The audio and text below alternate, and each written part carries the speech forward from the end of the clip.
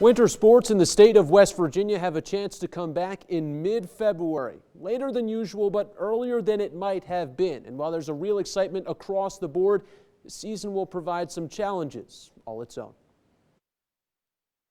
After Governor Jim Justice's announcement on Monday, practices will begin, if we're in school, on February the 14th.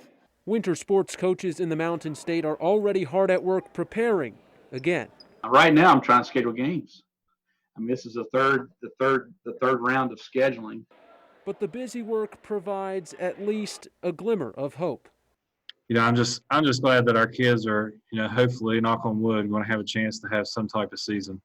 The news of an earlier start has been particularly well received at smaller schools like Greenbrier West, because as winter turns into spring, what are we going to do if we're trying to have essentially 4 seasons at the same time? You got wrestling season, basketball season, track season, and baseball season all at the same time. When scheduling games, there was one team in particular that could only play one game instead of a home and home because of the softball situation.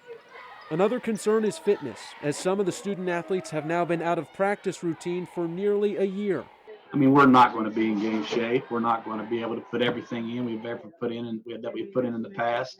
But it hasn't stopped some coaches from getting creative. We're doing everything in Google Classroom in school, so I started a Google Classroom for our basketball team. And one of the first things I did was post a workout and kind of a rotation of things to try and start getting their bodies in shape.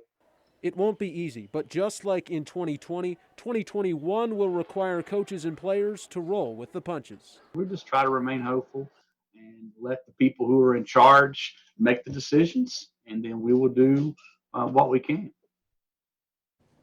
Yeah, that date has been moved to February the 15th now, which is a Monday. And all those dates are still dependent on whether schools are in person or remote. We'll have more to come from the West Virginia side of things.